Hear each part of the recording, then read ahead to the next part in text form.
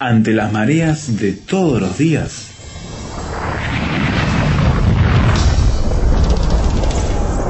Llegamos a tierra firme.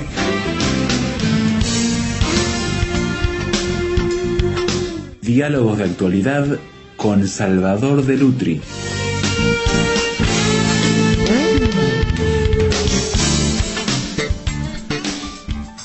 Un escritor norteamericano, afroamericano, Samuel Delany, escribió: "Muerdes las cáscaras de mis significados". ¿Qué estaba queriendo decir Ezequiel? Bueno, Samuel Delany es un autor sumamente complejo. A pesar de que escribió un género que es habitualmente considerado menor, como es el género de la ciencia ficción, escribió varias novelas, entre ellas una que es una reflexión muy profunda sobre el significado de la cultura. Ajá. Se llama La intersección de Einstein, trabaja sobre conceptos muy complejos, a pesar de que el texto parece muy fácil, y en un momento uno de los personajes, hablando con otro, y es la sensación que uno tiene también cuando lee el libro, le dice: estás mordiendo las cáscaras de mi significado, como diciendo, estás llegando al hueso de lo que te quiero decir. Es un libro que yo lo he estudiado particularmente porque es muy complejo, intentando hacer esto mismo, intentando llegar al hueso del texto, y realmente es lo que nos pasa muchas veces cuando nos enfrentamos a grandes frases o a grandes personajes, y es lo que nos pasa también muchas veces cuando nos enfrentamos a las palabras de Jesús. A veces interpretamos las palabras de Jesús de una manera muy simplista y no nos damos cuenta de que hay todo un contenido muy profundo detrás, no complejo, sino profundo detrás, que se nos está escapando. Claro. Jesús siempre es simple para hablar, no tiene mayor complejidad para hacerlo, pero es muy profundo, y a veces nosotros nos quedamos en la superficie de sus conceptos. Yo muchas veces cuando leo la Biblia y cuando hago una primera interpretación y después me doy cuenta que en realidad estoy mordiendo la cáscara de lo que Jesús dijo, no estoy llegando a la profundidad del mensaje que él intenta transmitir. Entiendo. Y la idea un poquito hoy es pensar en eso, en cuáles son las cosas que dice Jesús que de alguna manera nos tendrían que hacer reflexionar más de lo que realmente hacen. Hay frases que leemos en los evangelios y las leemos al pasar y realmente tienen una profundidad muy grande. Y es increíble cuando uno mira la cultura actual, cuántas frases de Jesús se dicen y se citan popularmente desde el mundo de vista de la cultura, la política, los periodistas, la gente de la calle, y las decimos en un contexto que uno piensa, pero ¿la persona entenderá todo el significado y el contexto que Jesús le quiso dar a esa frase? Y ya se forman como una especie de, eslogan que lo usamos para aplicarlo a una situación cotidiana. Pero cuando profundizamos en ese mensaje, la cosa cambia. Esto que decís pero se ajusta muchísimo a la realidad, pero no solo cuando una persona que no es cristiana toma las frases, también cuando muchos cristianos toman las frases de Jesús. Es verdad. Cometen errores gravísimos en interpretación. Ahora, yo no estoy proponiendo ni convertirme yo en un exégeta de Jesús, ni tampoco le estoy proponiendo a la gente que vaya a un comentario bíblico a buscar el sentido oculto de las palabras. Yo creo que Jesús dice lo que dice, lo que nosotros tenemos que hacer es estar dispuestos a escucharlo. Jesús mismo sabía que había que tener un determinado estado para comprender lo que él decía. No recordemos la frase: el que tiene oídos para oír, oiga, que es una constante y permanente en Jesús. Si está diciendo, ojo, que lo que estoy diciendo es algo que tiene que llegar a lo profundo de tu corazón, que no tiene que quedar en la superficie. En la cáscara, seguro. Exactamente, si tenés oídos, tenés que oír lo que te estoy diciendo. Si tenés que hacer el proceso de asimilar o de internalizar lo que yo te estoy diciendo. Siempre recordemos el concepto de palabra viva. Palabra viva no porque sea mágica, sino palabra viva porque se relaciona con conceptos que generan un cambio y una modificación en nuestra vida y en nuestra existencia. Tenemos un pasaje que tiene tanto para decirnos, ese pasaje en Mateo donde Jesús les dice a sus discípulos empiezan a hacer preguntas, a conversar, y él les dice: tengan cuidado con la levadura de los fariseos y de los saduceos. Y ellos empiezan a mirarse y decir: uy, nos dice esto porque nos olvidamos de traer el pan, ¿no? Es decir, cuando Jesús les está tratando de decir algo totalmente distinto, y Jesús termina de decirles esto, y dice, ¿cómo? Todavía no entienden. Después de todo lo que invertí en explicarles. Exactamente, digo, después de ver cómo le contesté a cada uno de los embates, de los fariseos, digo, de los saduceos, ustedes siguen planteándose que yo les estoy diciendo esto por el pan. Hay dos cosas que me interesan mucho de la forma en la que Jesús reacciona frente a este pasaje. La primera es, yo no estoy hablando elípticamente, es decir, no estoy diciendo, cuídense de la levadura de los fariseos y los saduceos, y estoy hablando del pan que comemos. Literal, seguro. Cuando hablo, digo, soy claro, eso es lo primero que está diciendo, es decir, no estoy hablando de otra cosa, ni voy a ir por atrás, ni voy a tirar, como decimos, un tiro por elevación para llegar. No, dice, estoy siendo simple, estoy siendo frontal en lo que estoy diciendo. Hay que poner la cabeza en funcionamiento. Las parábolas, Esteban, son una muestra de esto.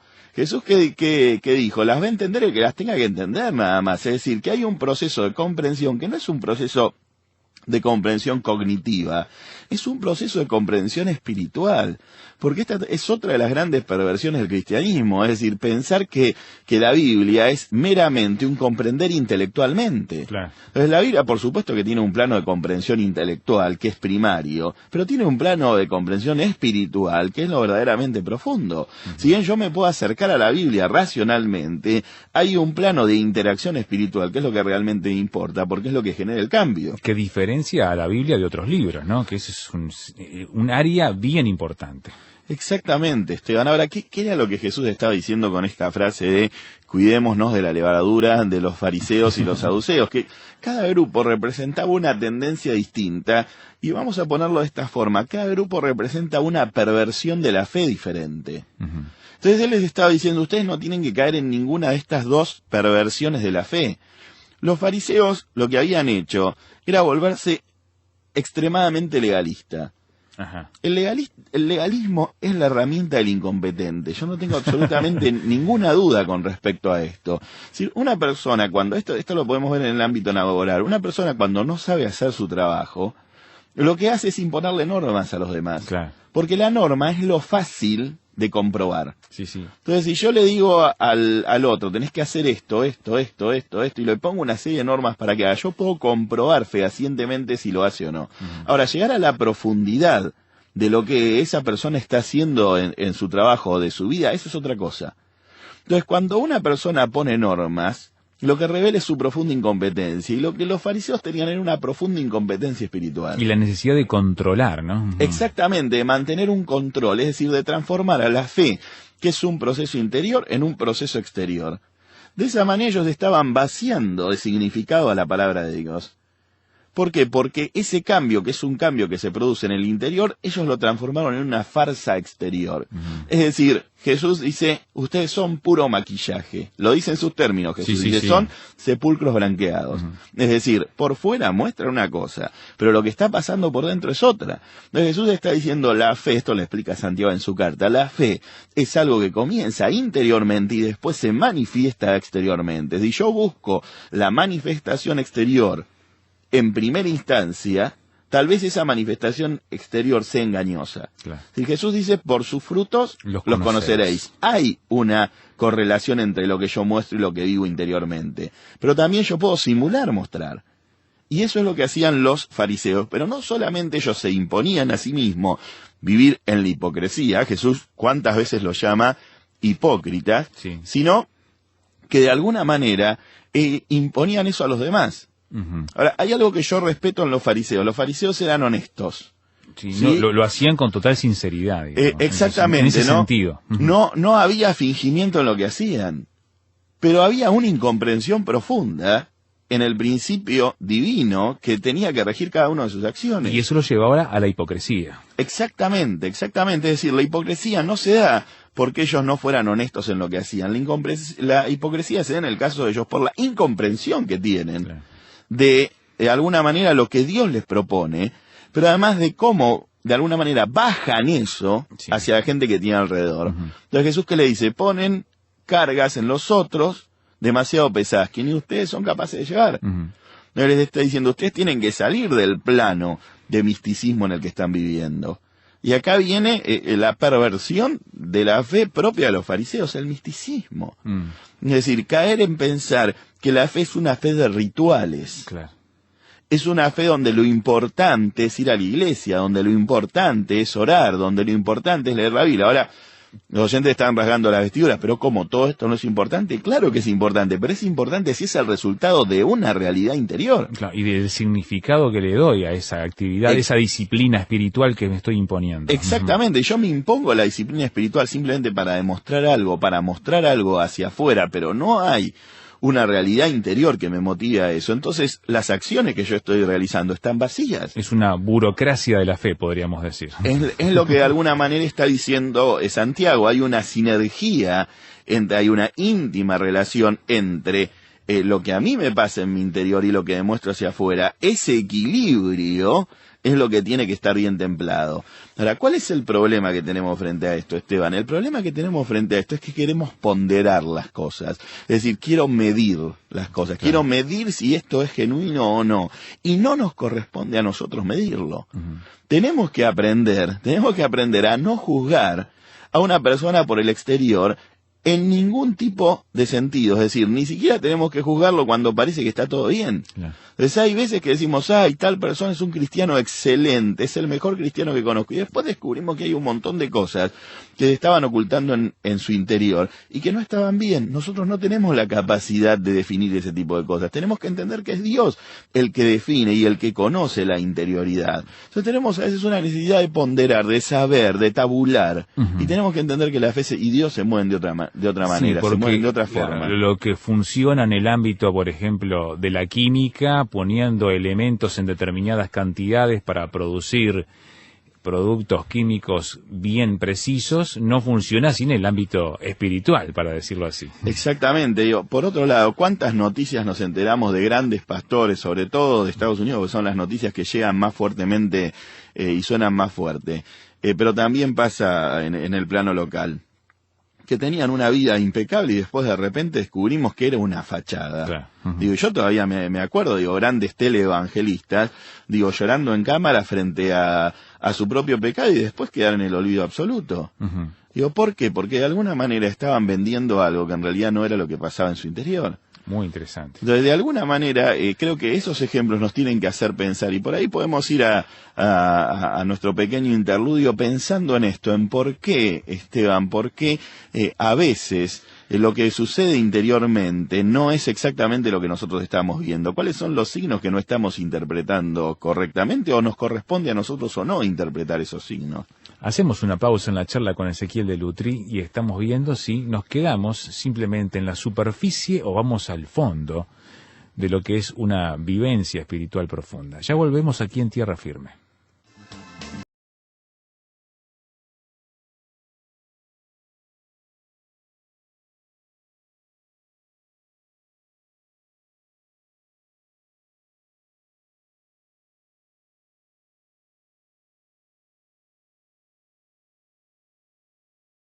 Tierra Firme en Internet. Descubra nuestro sitio, materiales, datos, la transcripción de estos comentarios, frases sobre este tema que le ayudarán a desarrollar una posición con bases sólidas.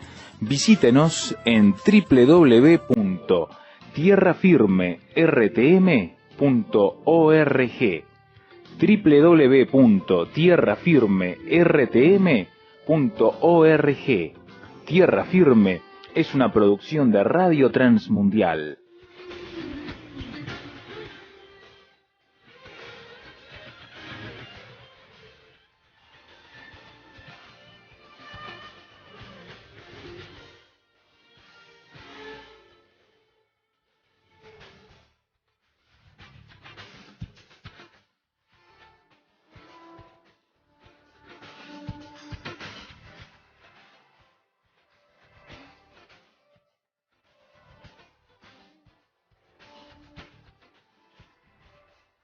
Estamos hablando sobre la frase de Jesús muy ilustrativa, es todavía no entienden, y uno de los problemas para ese todavía no entienden, decías, es el legalismo que le ponemos a esas palabras para quedarnos simplemente en su superficie. Pero hay otros problemas también. Exactamente, ¿no? Tenemos esta frase de Jesús: no se dejen llevar por la levadura de los fariseos y los saduceos. Dijimos, los fariseos representan el legalismo extremo, el manifestar sin que haya un cambio interior, manifestar exteriormente cosas que evidencien ese cambio que en realidad no existe. Eso es el legalismo. Y por otro lado tenemos a los saduceos. Los saduceos eran un grupo mucho más pequeño que los fariseos, que los fariseos tenían como una especie de reconocimiento popular. ¿Por qué? Porque estaban permanentemente exponiéndose. Entonces eso hacía que popularmente fueran más reconocidos que los saduceos. Los saduceos eran menos numerosos, pero eran mucho más poderosos. Porque el objetivo de los saduceos era meterse en el medio del poder, es decir, la fe como una forma de tener poder sobre el otro. Y esto es algo que se ve muy frecuentemente. Es decir, cuando viene una persona y dice, no, yo tuve determinada visión, que va a pasar tal cosa, y de alguna manera se está situando por encima, espiritualmente por encima del otro, porque a mí Dios me habla y a vos no. Claro. Entonces este tipo de movimientos, que son muy frecuentes dentro de determinados ámbitos, son movimientos de poder. Es decir, de manipular una determinada estructura de poder para que me beneficie a mí. Esto era lo que pasaba con los saduceos. Doctrinalmente estaban siempre discutiendo de superficialidades, porque lo importante acá no era la fe, lo importante era el dominio del otro. Entonces, cuando yo no me animo a discutir la fe en profundidad, incluso con un enfoque racional, también pensar en la fe, lo que estoy haciendo es intentando manipular el poder que me da determinada circunstancia y determinada situación. Y los fariseos eran esto, eran manipuladores de poder. De hecho, los que traman el engaño que va a terminar llevando a Jesús a la cruz son los saduceos. Porque son los que tienen el alcance como para llegar a generar la presión necesaria sobre los grupos de poder de la época. Es decir, no eran ligeramente poderosos, eran muy poderosos. Muy poderosos. Ahora, ellos usaban la fe también como como un disfraz, como una forma de ocultar sus verdaderas intenciones. Lamentablemente. Exactamente. Entonces, ¿cuántas veces detrás de un disfraz de santidad están estas personas que se están afilando las uñas? Y sí. Ahora, Jesús habla de levadura. Dice, la levadura de los fariseos y los saduceos. ¿Cómo se generaba el tema de la levadura en la época de Jesús, donde no había un almacén, un negocio donde ir a comprarla? Bueno, muy simple, la levadura es masa, es un pedacito de masa que se separaba, esa masa entraba en estado de descomposición y eso generaba una especie de cultivo de determinados hongos que son los hongos de la levadura. Entonces cuando se hacía la masa, se separaba, se pellizcaba una pequeña parte y se guardaba para el otro día. Eso que se guardaba estaba en contacto con el aire. Cuando estaba en contacto con el aire llegaban esos microorganismos, esos hongos, esa masa entraba en lo que nosotros llamamos estado de descomposición, por supuesto no estado de descomposición extremo. Una vez que entraba eso empezaba a fermentar y ese fermento es la levadura. Ese pedacito de masa que se lo conoce habitualmente en panadería como masa madre, se metía adentro del nuevo bollo y eso era lo que hacía que fermentara. Claro. ¿Cuál es el concepto? ¿O cuál es la idea cuando Jesús dice cuidado con la levadura? Para los hebreos la levadura estaba en el aire. Porque efectivamente está en el aire, el microorganismo está en el aire. ¿Qué quiere decir? Quiere decir, la levadura está dando vueltas alrededor tuyo. Es decir, cuídate de esto, porque esto está dando vueltas alrededor tuyo. Está esperando que vos seas la masa que reciba todo eso y que eso vaya fermentando en tu corazón.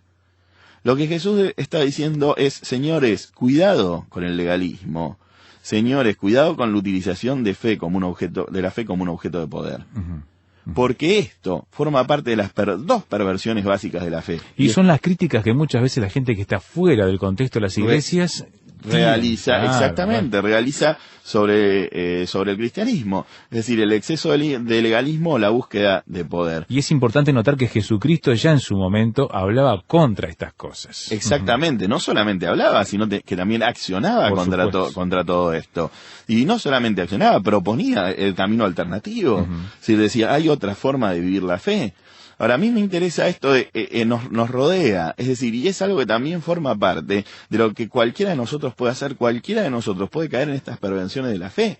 Por eso, los cristianos tenemos que aprender a estar muy, muy atentos a lo que pasa a nuestro alrededor. ¿Cuántas veces vemos gente que nos parece que está firme en la fe?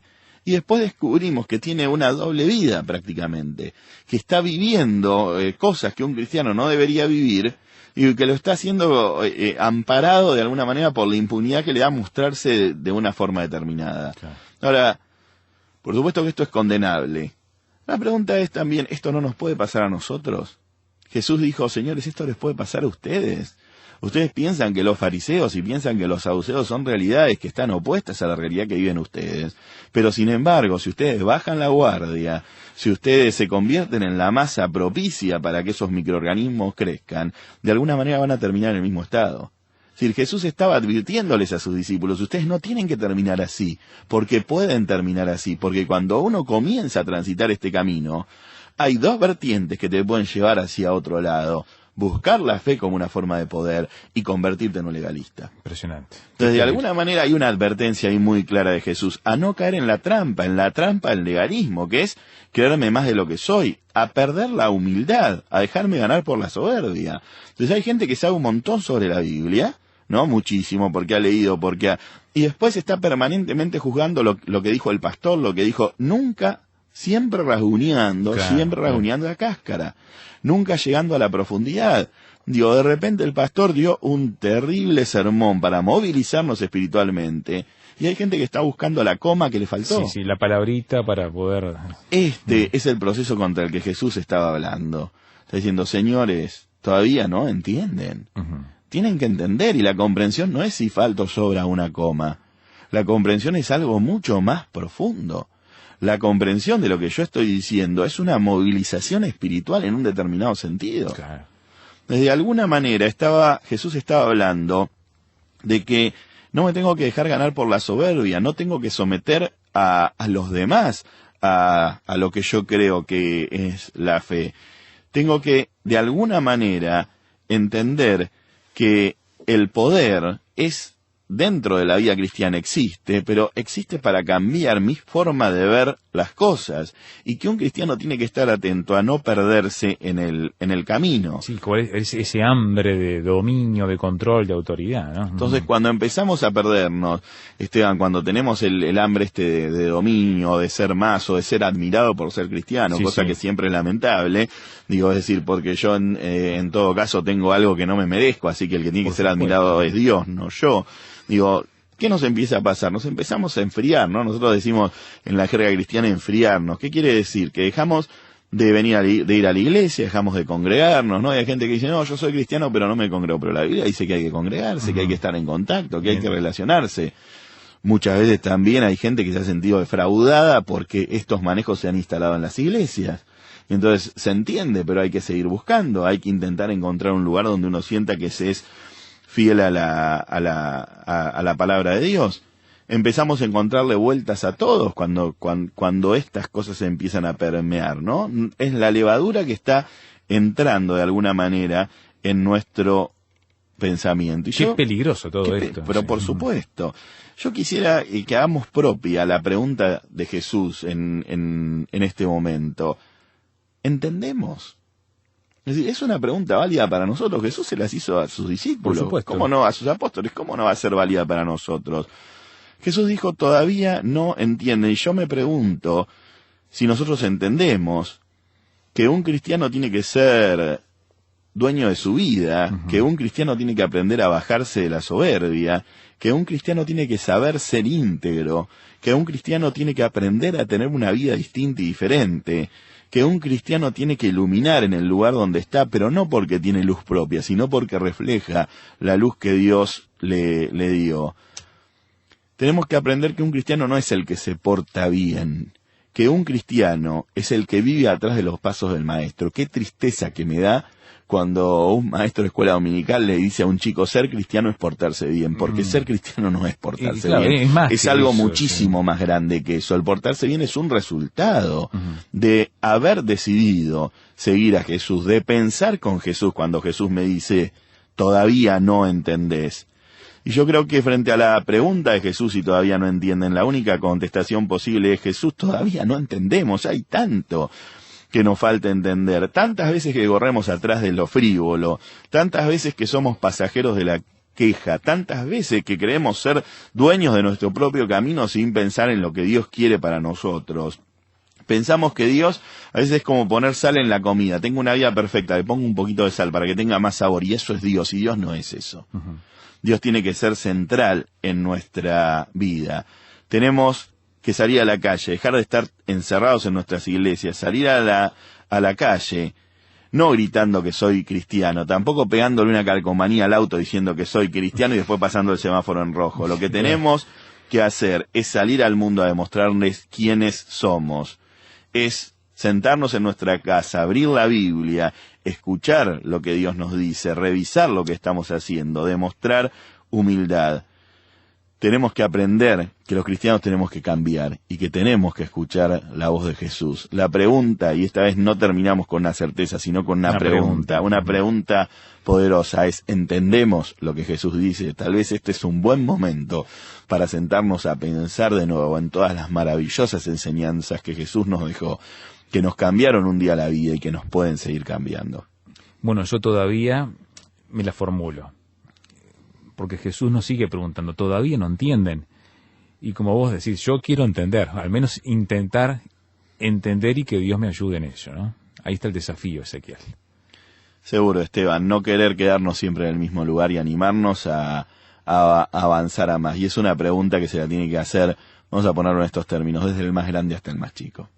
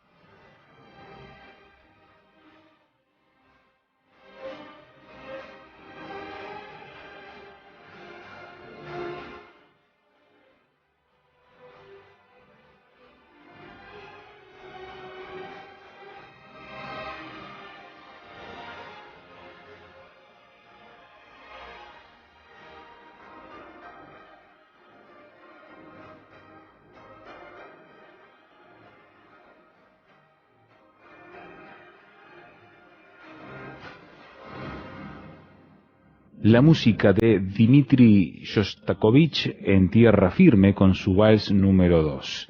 desea opinar sobre lo que hemos charlado hoy con Ezequiel Delutri en este espacio titulado Todavía no entienden del día de hoy, por correo electrónico tierrafirme@transmundial.org, tierrafirme@transmundial.org. Si prefiere, encuéntrenos en nuestro sitio web en tierrafirmertm.org. Allí podrá escuchar el audio nuevamente, descargar el archivo MP3, también leer el texto, descargarlo también y discutir, compartir, opinar y participar en la discusión de esta temática. En tierrafirmertm.org, tierrafirmertm.org. Allí tendrá también los grandes temas que son las conferencias de Salvador Delutri, tendrá también artículos, noticias, en fin, y conexión en las redes sociales. Dejamos todo eso en sus manos, esperando encontrarle la próxima ocasión en que anunciemos una vez más Tierra Firme.